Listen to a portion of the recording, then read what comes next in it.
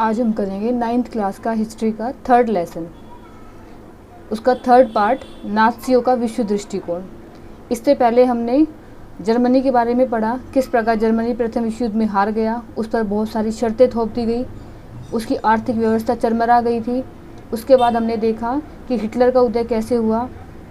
Hitler सबसे पहले सेना में भर्ती हुआ, उसके बाद उसको बहुत सारे सरकार द्वारा पुरस्कार दिए गए और धीरे धीरे उसने एक पार्टी बनाई और पार्टी जो थी वो आगे जाके नाज़ीवाद के नाम से प्रसिद्ध हुई।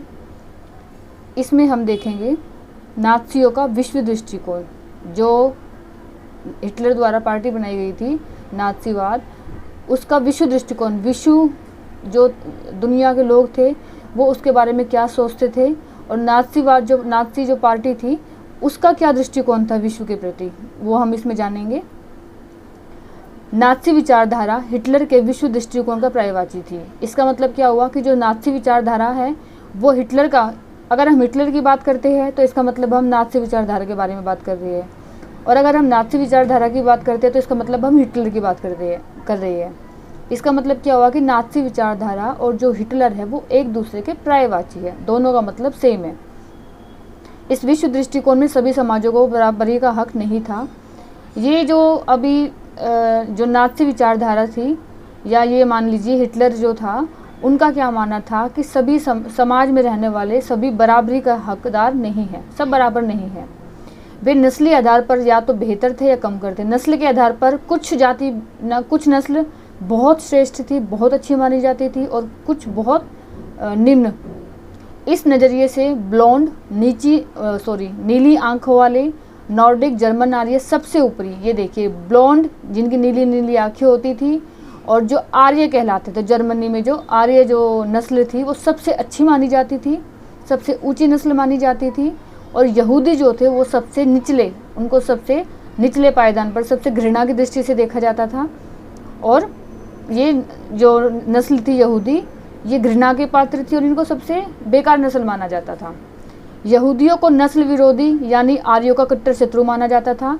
जो यहूदी थे उनको माना जाता था कि ये जो आर्य है, अब आर्य कौन थे? जो नीली आंखों वाले थे, ब्लॉन्ड थे, जो जर्मनी के रहने वाले थे, उनको क्या माना जाता था कि ये जो यहूदी है ये आर्य है जो इनके कट्टर शत्रु है। बाकी तमाम समाजों को, और इसके अलावा जो नस्ल बच गई उनको उनके बाहरी रंग रूप के हिसाब से जर्मन आर्यों और यहूदियों के बीच रखा जाता था। जो नीली आंखों वाले थे वो जर्मन में आ जाएंगे, बाकी जो बच गए वो यहूदियों के बीच में बांट दिया जाता था उनको, मतलब वो यहूदी जाति के माने जाते थे, नस्ल के। हिटलर की नस्ल सोच चार्ल्स डार्विन, जो हिटलर की नस्ल के बारे में जो उसके विचार थे, जो सोच थी, वो चार्ल्स डार्विन और हर्बर्ट स्पेंसर जो हैं उन विचारकों के सिद्धांतों पर आधारित थी। अब इसमें से क्वेश्चन क्या बनता है कि नाज़ी विचारधारा का विश्व दृष्टिकोण क्या था, या फिर हिटलर का विश्व दृष्टिकोण क्या था। सेम क्वेश्चन आएगा तो उसका आंसर भी ये सेम ही आएगा। तो इसमें दोबारा बता देती हूँ, नाज़ी विचारधारा या हिटलर की बात करें, दोनों का मतलब एक ही है। इसका विश्व दृष्टिकोण क्या था कि समाज में सभी लोग बराबरी के हकदार नहीं हैं। नस्ल के आधार पर लोगों को बांटा गया था। जो ब्लॉन्ड नीली आंख वाले थे, नॉर्डिक थे, उनको आर्य बोला जाता था, बहुत अच्छी नस्ल माना जाता था। उसके अलावा जो यहूदी थे उनको निचले पायदान पर माना जाता था, घृणा की दृष्टि से देखा जाता था। यहूदियों को कहा जाता था कि ये तो आर्य के कट्टर दुश्मन है। उसके अलावा जो बाकी नस्ल बच गई उनको उनके बाहरी रंग रूप के आधार पर जर्मन आर्यों और यहूदियों के बीच में रखा गया था। हिटलर की जो ये नस्ल के बारे में उसकी जो सोच थी, जो उसका दृष्टिकोण था, वो चार्ल्स डार्विन और हर्बर्ट स्पेंसर जैसे विचारकों के सिद्धांत पर आधारित था। हिटलर की विचारधारा का दूसरा पहलू लेबेंसराउम या जीवन परिधि भू राजनीतिक अवधारणा से संबंधित था। जो हिटलर की विचारधारा है, इसमें अगर ये क्वेश्चन आता है कि नाज़ी विचारधारा का विश्व दृष्टिकोण बताइए, तो इसमें फर्स्ट पॉइंट में ये ऊपर का आ जाएगा जो मैंने अंडरलाइन किया है, और जो सेकंड पॉइंट हम इसका लिखेंगे उसमें ये वाला आ जाएगा अभी जो मैं समझाऊंगी आप लोगों को। तो पहला उसका दृष्टिकोण डार्विन और हर्बर्ट स्पेंसर से प्रभावित था। दूसरा उसका लेबेंसराउम या जीवन परिधि भू राजनीतिक अवधारणा से प्रभावित था। ये मानते क्या थे वह मानता था कि अपने लोगों को बसाने के लिए ज़्यादा से ज़्यादा इलाकों पर कब्जा जरूरी है, कि अपने लोगों को बसाने के लिए, किनको, मतलब आर्यों को, उनको बसाने के लिए ज़्यादा से ज़्यादा भूमि पर कब्जा करना जरूरी है। इससे क्या होगा, क्षेत्रफल भी बढ़ेगा और नए इलाकों में जाकर बसने वालों को अपने जन्म स्थान के साथ गहरे संबंध बनाए रखने में मुश्किल भी पेश नहीं आएगी। तो ये क्या मानते थे कि अपने लोगों को बसाने के लिए ज़्यादा से ज़्यादा इलाकों पर कब्जा करना जरूरी है, इससे क्षेत्रफल भी बढ़ेगा, लोगों के लिए कोई मुश्किल भी नहीं आएगी। हिटलर की नज़र में इस तरह जर्मन राष्ट्र के लिए संसाधन, इससे क्या होगा, जो जर्मनी है उसके लिए संसाधन और बेहिसाब शक्ति, संसाधन होता है जो यूज़ करने वाली चीज़ें होती है, और बेहिसाब शक्ति मतलब असीमित पावर, असीमित सत्ता वो इकट्ठी की जा सकती है। तो इसमें क्या है, इसमें हमने देखा कि नाज़ी विचारधारा का या हिटलर का विश्व के प्रति क्या दृष्टिकोण था। तो इसमें हमने देखा कि वो क्या मानते थे, समाज में बराबरी का हक नहीं मिलना चाहिए। कुछ नस्ल को बहुत अच्छा मानते थे, कुछ को बहुत निम्न दृष्टि से देखते थे, घृणा की दृष्टि से देखते थे। और आर्य जो थे, जर्मन आर्य जो थे, उनको बहुत अच्छी नस्ल माना जाता था। यहूदियों को सबसे बुरा माना जाता था और ये माना जाता था कि जो यहूदी है वो आर्य के सबसे बड़े शत्रु है। इनकी जो सोच थी हिटलर की, दो विचारकों से प्रभावित थी, चार्ल्स डार्विन और हर्बर्ट स्पेंसर, इनके विचारों से ये प्रभावित था। दूसरा इसका विचारधारा लेबिनहाउस का जो है उनसे प्रभावित थी, लेबिनस्राउम से। उनका क्या मानना था कि ज़्यादा से ज़्यादा अपने लोगों को बसाने के लिए जो जगह है, जो ज़मीन है, उस पर कब्जा कर लेना ठीक है, मतलब ये इस चीज़ को बुरा नहीं मानते थे और इससे जर्मन लोगों का फ़ायदा होगा, इससे उनको और ज़्यादा शक्ति मिलेगी। फिर आ जाएगा नस्लवादी राज्य की स्थापना। अब इसने समर्थन, जो हिटलर था या जो नाज़ी विचारधारा थी, उसने नस्ल के आधार पर समाज को बांटा और कहा कि बराबरी का दर्जा नहीं होना चाहिए। कुछ नस्ल समाज में बहुत अच्छी है, उनको ज़्यादा शक्ति मिले, ज़्यादा सुविधा मिले। कुछ समाज में निम्न श्रेणी की है, जैसे यहूदी है, उनको वो निम्न मानते थे, अच्छा नहीं मानते थे। तो उसके अब आगे उसके बारे में क्या क्या उन्होंने राज्य में उसके लिए स्थापना की वो देखते हैं। सबसे पहले उन्होंने विस्तारित जर्मन साम्राज्य में मौजूद उन समाजों या नस्लों को ख़त्म करना शुरू किया जिन्हें वे अवांछित मानते थे। सबसे पहले उन्होंने क्या किया, जर्मनी में उन नस्लों को ख़त्म करना शुरू किया जिनको वो अच्छा नहीं मानते थे। अवांछित मतलब जिनकी वो अच्छा नहीं मानते थे। नाज़ी शुद्ध और स्वस्थ नागरिक आर्यों का समाज, नाज़ी क्या चाहते थे, जो जर्मन आर्य थे ना, नीली आँखों वाले, वो चाहते थे पूरे समाज में वही लोग रहे, उनके नज़र में वही लोग रहने के योग्य थे देश में। केवल ये ही वे लोग थे जिनके तरक्की और वंश परंपरा, और क्या माना जाता था कि जीवन में तरक्की करने का, वंश बढ़ाने का अधिकार भी केवल आर्यों को ही है। जर्मन आर्य नीली आंखों वाले जो थे उनको ही है, बाकी जो सब है वो जरूरी नहीं है, अवांछित है, उनकी ज़रूरत ही नहीं है बाकियों की, और ज़रूरत नहीं है तो उनको जिंदा रहने का भी हक नहीं है। ये विचारधारा थी। केवल यहूदी ही नहीं थे जिन्हें अवांछितों की श्रेणी में रखा गया था। केवल यहूदी ही नहीं थे जर्मनी में जिनको अवांछित माना गया था, उसके अलावा और भी नस्ल थी, जैसे जिप्सी और अश्वेत होते हैं जिनकी त्वचा का रंग काला होता है। तो जो जिप्सी और अश्वेत थे उनसे भी जर्मन की जो नागरिकता थी वो छीन ली गई और उनको मार दिया गया। ये देखिए, पहले तो हमें यहूदियों के बारे में बताया कि वो उनको अच्छा नहीं मानते थे, इस नस्ल को अवांछित मानते थे। फिर हमें बताया कि केवल यहूदी ही नहीं थे, उसके अलावा और भी नस्ल थी वहाँ पे जिनको वो अच्छा नहीं मानते थे। कौन थे? एक तो जिप्सी और एक अश्वेत जिनकी त्वचा का रंग काला होता है। उन लोगों को भी वो अच्छा नहीं मानते थे और उनसे उन्होंने जर्मन की नागरिकता छीन ली थी। फिर आएगा हमारा नाज़ी जर्मनी में सबसे बुरा हाल यहूदियों का हुआ, लेकिन जर्मनी में सबसे जो बुरी हालत हुई वो यहूदियों की हुई। यहूदियों के प्रति नाज़ियों की दुश्मनी का एक आधार यहूदियों के प्रति ईसाई धर्म में मौजूद परंपरागत घृणा भी थी। ईसाइयों का आरोप था कि ईसा मसीह को यहूदियों ने ही मारा था।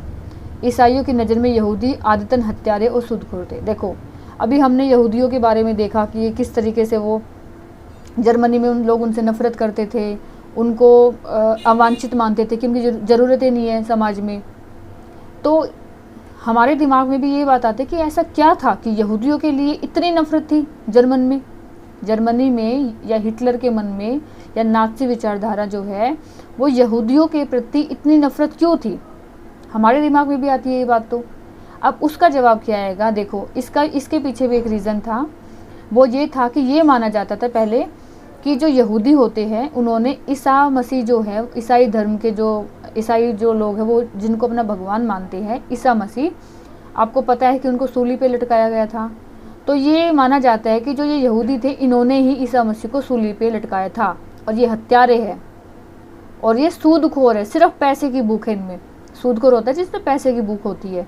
ये हत्यारे हैं, इन्होंने हमारे ईसा मसीह को मारा है, ये सूदखोर है। यही वजह थी कि लोग इनसे नफरत करते थे। मध्यकाल तक यहूदियों को ज़मीन का मालिक बनने की मनाही थी। मध्यकाल तक यहूदी जो थे वो किसी भी ज़मीन के मालिक नहीं बन सकते थे, अपनी खुद की ज़मीन नहीं ले सकते थे।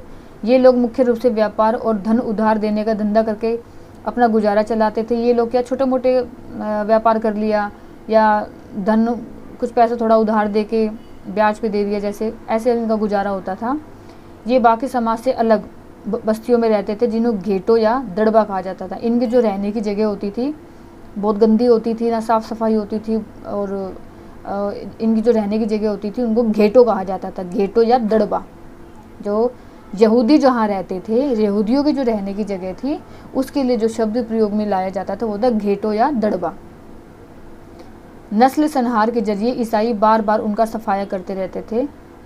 उनके जो ईसाई थे वो नस्ल संहार, उनके मतलब उनकी काफ़ी बड़ी संख्या में उनकी हत्या की जाती थी।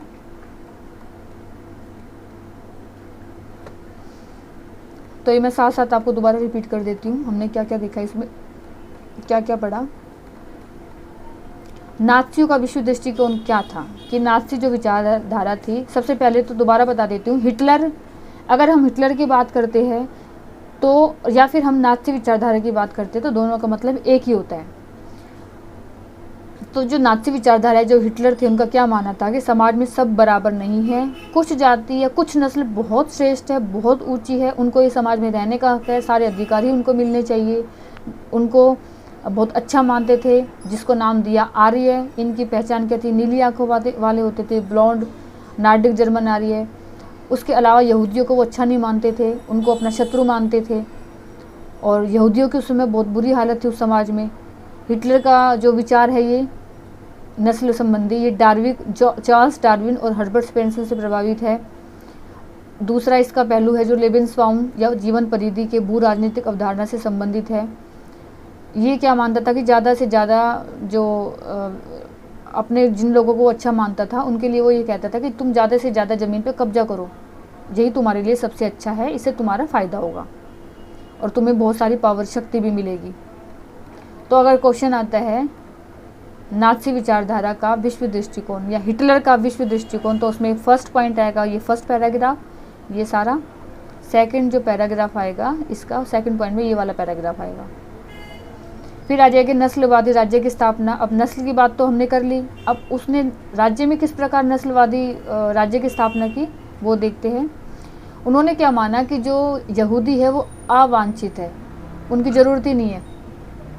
जो स्वस्थ नार्डिक आर्य, जो नीली आंखों वाले हैं, वो अच्छी नस्ल है, उनके लिए समाज में जगह है, उनको ही समाज का निर्माण करना चाहिए, ये समाज में रहने लायक लोग हैं, इनकी तरक्की होनी चाहिए और वंश बढ़ाने का काम भी इनका ही है। यहूदी अवांछित, उनकी कोई समाज में ज़रूरत नहीं है, ये तो एक अभिशाप है समाज के लिए, मतलब बहुत बुरा मानते थे इस नस्ल को वो। और सिर्फ यहूदी नहीं थे, जिप्सी और जो अश्वेत लोग थे उनके लिए भी जर्मनी में कोई जगह नहीं थी और उनसे जर्मन की जो नागरिकता है वो छीन ली गई थी। फिर यहूदियों का सब इसमें क्या क्या यहूदियों के साथ बर्ताव किया गया। सबसे पहले तो यहूदियों के प्रति नफरत का कारण क्या था कि वहाँ के लोग मानते थे उनके जो धार्मिक गुरु है ईसा मसीह, उनको यहूदियों ने ही सूली पे लटकाया था, यहूदियों ने मारा था, और इसलिए वो यहूदियों को बोलते थे वो हत्यारे हैं, सूदखोर है, सिर्फ पैसे की भूख है उनमें। और यहूदियों की हालत बहुत बुरी थी, छोटा मोटा काम करके वो व्यापार से या ब्याज पे पैसा देकर अपना गुजारा करते थे।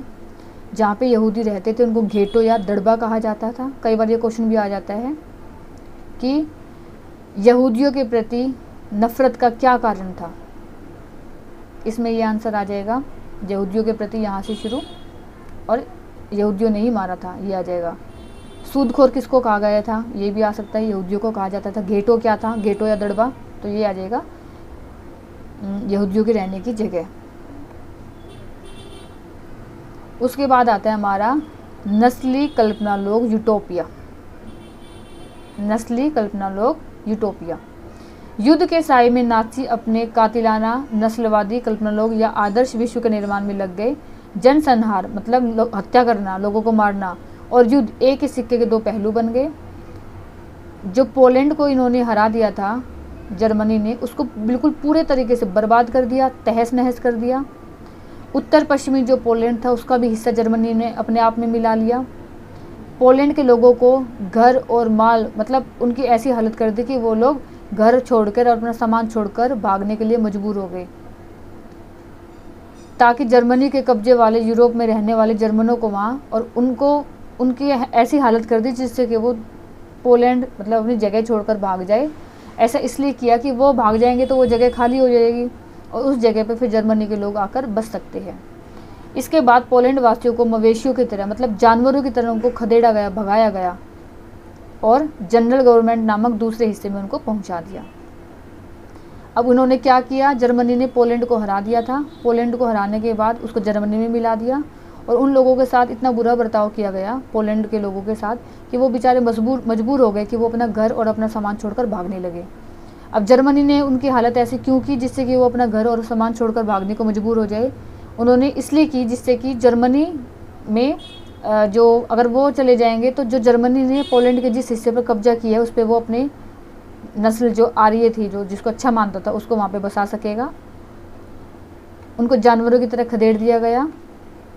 आर्य जैसे लगने वाले पोलैंड के बच्चों को उनके माँ बाप से छीनकर, जो बच्चे आर्य नस्ल के लगते थे देखने में, उनको उनके माँ बाप से छीन लिया गया और उनका DNA टेस्ट कराया गया। अगर DNA टेस्ट में वो आर्य निकलते हैं तो उनको जर्मन परिवार में जो अनाथ मतलब जिनके बच्चे नहीं होते थे उन परिवार को दे दिया जाता था। और अगर वो DNA टेस्ट में आर्य नहीं निकलते थे, आर्य नस्ल के नहीं होते थे, तो उन बच्चों को अनाथ आश्रमों में भेज दिया जाता था और वहाँ ज़्यादातर बच्चे मर जाते थे क्योंकि वहाँ कोई ध्यान रखने वाला तो होता नहीं था, उन पर कोई ध्यान नहीं दिया जाता था क्योंकि उनको यहूदी माना जाता था। जो बच गए वो यहूदी थे। इसका मतलब जनरल गवर्नमेंट में कुछ विशालतम गेटो और गैस चैम्बर भी थे, गेटो और गैस चैम्बर। इसलिए यहाँ यहूदियों को बड़े पैमाने पर यहूदियों को यातनाएं कहाँ दी जाती थी, बहुत बड़े बड़े गेटो और गैस चैम्बर थे जहाँ उनको मारा जाता था। ये फ़ोटो देखिए एक बार। यहूदियों को गैस चैम्बर तक ले जाने वाली ये एक गाड़ी है, मालवाहक गाड़ी है। इसमें भरकर यहूदियों को भर के लेके जाया जाता था गैस चैम्बर में। और वो गैस चैम्बर क्या होता था, उस जगह पे ले जाकर इनको छोड़ दिया जाता था, जहरीली गैस छोड़ दी जाती थी और हज़ारों की संख्या में यहूदी एक साथ मौत के घाट उतार दिए जाते थे। तो देखिए, मैंने शुरू में ही बताया था, इस लेसन में बहुत आगे जब हम पढ़ेंगे तो बहुत भावनात्मक लेसन है। दुख होगा देख के लोगों की क्या क्या हालत की जाती थी, बेचारों पर कितना बुरा अत्याचार किया जाता था। जीने का हक सबको है लेकिन फिर भी उनको ज़बरदस्ती मार दिया जाता था क्योंकि वो यहूदी थे। कितना बुरा बर्ताव उनके साथ किया गया है। ये देखिए, ये कई बार आ जाता है क्वेश्चन एग्जाम में। न्यूरेमबर्ग नागरिकता अधिकार। न्यूरेमबर्ग नागरिकता अधिकार कब हुआ? सितंबर 1935 में। बस इतना ही जरूरी है। न्यूरेमबर्ग नागरिकता अधिकार, इसकी डेट क्या होगी? सितंबर 1935। इसके बारे में बता देती हूँ क्या था। जर्मन या उससे संबंधित रक्त वाले व्यक्ति ही जर्मन नागरिक होंगे। जो जर्मनी के हैं और उससे रक्त संबंध वाले और उनकी जो बच्चे होंगे जो भी है वही जर्मन के नागरिक होंगे और उनको ही जर्मन साम्राज्य का संरक्षण मिलेगा। यहूदी और जो जर्मन है वो विवाह नहीं कर सकते आपस में। अगर कर लिया तो ये बहुत बड़ा अपराध घोषित किया जाएगा, अपराध माना जाएगा। जो यहूदी होते थे उनको अपना जो राष्ट्रीय ध्वज है, यहूदियों को राष्ट्रीय ध्वज फहराने पर भी पाबंदी थी। तो न्यूरेमबर्ग नागरिकता अधिकार का संबंध है सितंबर 1935 और इसमें क्या क्या शामिल था? एक तो पहला, जर्मन और उससे संबंधित जो रक्त संबंध है वही जर्मन के नागरिक होंगे। यहूदियों और जर्मन के लोगों के बीच विवाह नहीं होगा। अगर हो जाता है तो वो अपराध माना जाएगा बहुत बड़ा। और यहूदी जो है वो राष्ट्रीय ध्वज को भी नहीं फहरा सकते। फिर आता है क्वेश्चन, ये भी इम्पोर्टेंट है, night of broken glass. Night of broken glass के नाम से किसको याद किया जाता है? नवंबर 1938 के एक जनसंहार होता है, लोगों को मौत के घाट उतारना, मार देना।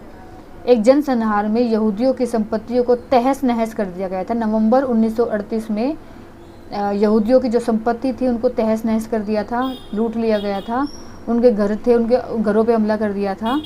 उनकी जो जहाँ वो पूजा करते थे, प्रार्थना करते, उनको जला दिया था और उन्हें गिरफ्तार कर लिया गया था। तो इस घटना को कहा गया था night of broken glass. Night of broken glass, नवंबर 1938। दड़बाबंदी, दड़बा शब्द आपको याद होगा, अभी मैंने बताया था, जहाँ वो रहते थे गेटो या दड़बा कहा जाता था उस जगह को, 1940 से 44 के बीच।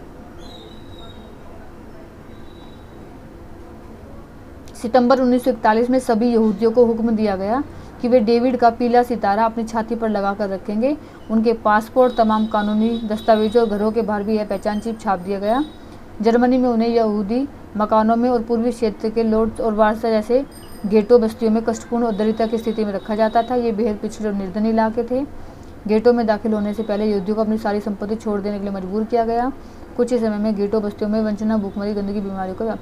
इसमें क्या बताया है कि जो दड़बाबंदी है ये वो जगह थी जहाँ पे यहूदियों को रखा जाता था, और इसमें रहने से पहले लोगों की जो यहूदी के पास जितनी भी संपत्ति होती थी उसको वो छीन लेते थे जर्मन वाले।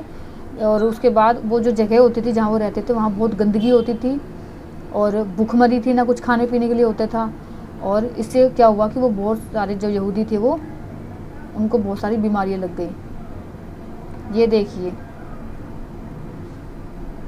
हिटलर ने वैसे अपने सारे सबूत मिटा दिए थे। एक दो फोटो ऐसी है जो चोरी छुपे किसी ने खींची होगी और वो बच गई, जिससे हमें उस समय की स्थिति का अंदाज़ा हम लगा सकते हैं। ये देखिए, ये आदमी भाग रहा है। क्यों भाग रहा है? इसको मारा जा रहा था, ये भागा, लेकिन ये जो जगह है ये चारों तरफ यहाँ पे करंट के तार है और ये बेचारा यहीं मर गया। ये क्या है? ये जो लोग मरे हैं ना, यहूदी जो मरे हैं, उनके लाश, मतलब उनके जो कपड़ों के ये ढेर है। ये देखिए, ये यातना गृह, इनको यहाँ यहूदियों को लाके यातना दी जाती थी, बुरे वाली, बहुत बुरी बुरी यातनाएं देकर इनको मारा जाता था। ये देखिए, ये क्या है? यहूदियों को जब मारा जाता था, मारने के लिए लाया जाता था, तो उससे पहले उनके जूते निकलवाए गए थे।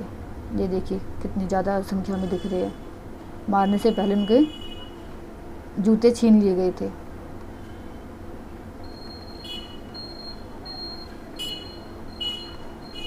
तो इसमें हमने क्या पढ़ा? नात्सी विचारधारा क्या थी, कैसे विचार थे उनको, वो अपने जो आर्य थे, नीली आँख वाले, उनको ज़्यादा अच्छी नस्ल मानते थे और उनको ही मानते थे कि इनको समाज में रहने का हक है। दूसरा जो यहूदी होते थे उनको बहुत बुरा मानते थे, अपना दुश्मन मानते थे, उनको समाज में रहने का कोई हक नहीं है, उनकी हालत बहुत बुरी थी। उनको घेटा में रखा गया था, बहुत दड़बा या घेटा एक ही नाम है। इनकी रहने की जगह थी जहाँ पे बहुत गंदगी होती थी, ना कोई सुविधा थी इनको, ना कोई इनको खाने के लिए दिया जाता था। यहूदी के अलावा जिप्सी और अश्वेत लोग भी थे जिनको अच्छी नस्ल नहीं माना जाता था।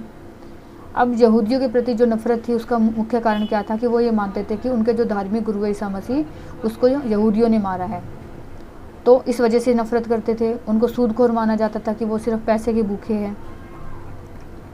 तो इसके बाद यहूदियों के साथ क्या क्या बर्ताव किया, उससे पहले पोलैंड का जान लेते हैं।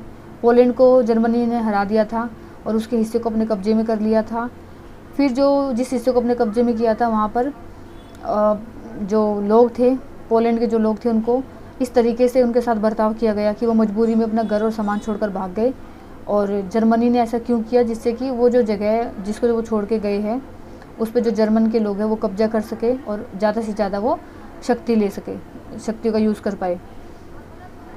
उसके बाद बच्चों के लिए क्या किया गया? जो बच्चे आर्य जैसे दिखते थे, पोलैंड के जो बच्चे थे उनको आर्य जैसे जो दिखते थे उनको माँ बाप से छीन लिया गया और उनका डीएनए टेस्ट, नस्ल जो जांच होती है उसके लिए विशेषज्ञों के पास भेज दिया गया। अगर वो जांच में आर्य पाते हैं तो उनको जर्मन परिवारों को दे दिया जाता था, वही उनका पालन पोषण करते थे। और अगर ऐसा नहीं होता था तो उन्हें अनाथ आश्रमों में डाल दिया जाता था। और वहाँ बेचारे बच्चे बहुत ज़्यादा मात्रा में मर गए थे, क्योंकि वहाँ पे कोई सुविधा नहीं थी, कोई ध्यान रखने वाला नहीं होता था। यहूदियों को यातना दी जाती थी, उसके लिए गेटों थे, गैस चैम्बर भी थे। गैस चैम्बर होते थे, एक बहुत बड़ी जगह होती थी, हज़ारों की संख्या में ठूस दिया जाता था यहूदियों को, और एक जहरीली गैस वहाँ पर छोड़ दी जाती थी, जिससे हज़ारों की संख्या में यहूदी एक साथ मर जाते थे। ये गाड़ी है जहाँ से उनको भर के लेके जाया जाता था। फिर हमने पढ़ा न्यूरेमबर्ग नागरिकता अधिकार, सितंबर 1935। इसमें क्या था कि जो जर्मन या उससे संबंधित रक्त वाले व्यक्ति ही जर्मन नागरिक होंगे, और ये आपस में यहूदी और जर्मनी वाले जो है वो विवाह नहीं कर सकते। अगर ऐसा करते हैं तो उसको अपराध माना जाएगा। यहूदी राष्ट्रीय ध्वज नहीं फहरा सकते। उसके बाद आया था हमारा night of broken glass. Night of broken glass क्या है? नवंबर 1938 में जनसंहार में यहूदियों को जब हत्या की जा रही थी उनकी, तो उनकी संपत्ति को तो तहस नहस कर दिया था, उनके घरों पे हमला कर दिया था, और उनके जो प्रार्थना घर थे उनको जला दिया गया था, और उन्हें गिरफ्तार कर लिया गया था नवंबर 1938 में। इसको कहा गया, इस घटना को कहा गया नाइट ऑफ ब्रोकन ग्लास। दड़बाबंदी, ये उनकी जो रहने की जगह थी उसके बारे में बताया। जहाँ यहूदी रहते थे वहाँ बहुत गंदगी होती थी, कोई सुविधा नहीं होती थी, भुखमरी थी, तो लोग बीमारियों का शिकार हो गए थे। यहूदी बहुत सारी बीमारियों का शिकार हो गए थे। ये फ़ोटो देखिए आप, ये यहूदी बचने के लिए भाग रहा है बेचारा, लेकिन चारों तरफ करंट के तार है, मर जाता है। ये लाशों के ढेर हैं। ये यहूदियों को जो मारने से पहले उनके जूते छीन लिए गए थे, उसकी फ़ोटो है। ये जो फ़ोटो है ये यातना गृह है, यहाँ पर यहूदियों को लाकर तरह तरह की बुरी यातनाएं दी जाती थी।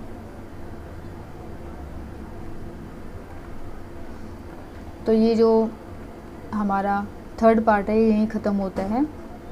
इस वीडियो की PDF डिस्क्रिप्शन बॉक्स में है, वहाँ से आप डाउनलोड कर सकते हैं। चैनल को सब्सक्राइब करिए, जिससे आगे जो भी मैं वीडियो अपलोड करूँ उसका नोटिफिकेशन आप तक आ जाए।